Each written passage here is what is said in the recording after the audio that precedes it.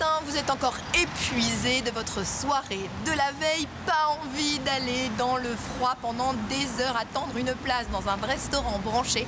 Eh bien, j'ai trouvé la solution pour vous. Commandez le brunch chez Hugo et Victor, livré à domicile.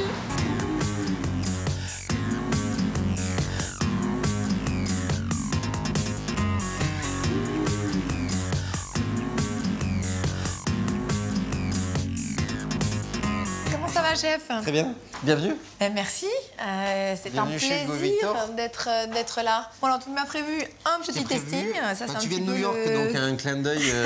Un cheesecake. Un cheesecake, mais revisité façon Hugo et Victor. Donc là, les agrumes viennent de commencer. Le citron de Cagnes, et donc on décline et il y a toujours un dessert plutôt traditionnel, même si on titille la tradition, la tarte au citron meringuée, mais c'est pas la meringue italienne un petit peu souple, c'est la meringue française croquante. Donc ça croque bien. Et j'ai fait un cheesecake un petit peu revisité, très citronné, donc beaucoup de jus à l'intérieur, des zestes de citron frais et évidemment sur base de crème Philadelphia sur une dacquoise. Donc voilà.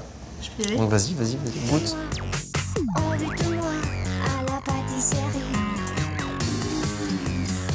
Écoute, je dois dire que pour un cheesecake, il n'est pas lourd. Et la saveur citron, du coup, apporte un goût raffiné, fondant en bouche et surtout une fraîcheur qui n'est pas forcément la définition du cheesecake. La spécialité de la maison, la tarte pamplemousse. Oh là là, elle est magnifique cette tarte. Donc comme le citron, façon part, en triangulaire. Donc avec des suprêmes frais, donc peu la vif, sans la peau. En dessous, il y a un petit crémeux pamplemousse avec quelques gouttes de Campari, pour un petit peu de bitter, crème d'amande citron et la pâte sablée. Donc là aussi, c'est frais, c'est très peu sucré, c'est pratiquement le fruit brut. Voilà. Et à la limite, la pâte, c'est juste du support. Complètement.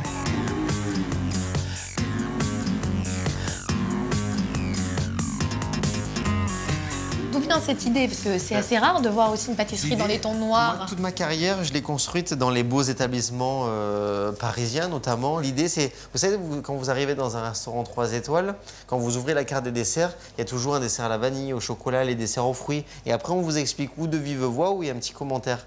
Et là, on ne peut pas donner à tous les clients qui rentrent une carte, puisque c'est pas un restaurant, c'est une boutique. Donc il fallait rendre cette carte visuelle. Donc en fait, on a le produit brut. Donc là, la châtaigne, le citron, et toujours un premier dessert, un deuxième dessert, comme dans les grands restaurants. Vous avez toujours un premier dessert, un deuxième dessert, le chocolat ou le caramel avec le café. Et souvent, on vous propose un vin pour accorder ce dessert-là. Donc l'idée, c'était vraiment de reproduire ça en boutique. Écoute, bravo. Alors, quel est le next step? Qu'est-ce qu'on peut te...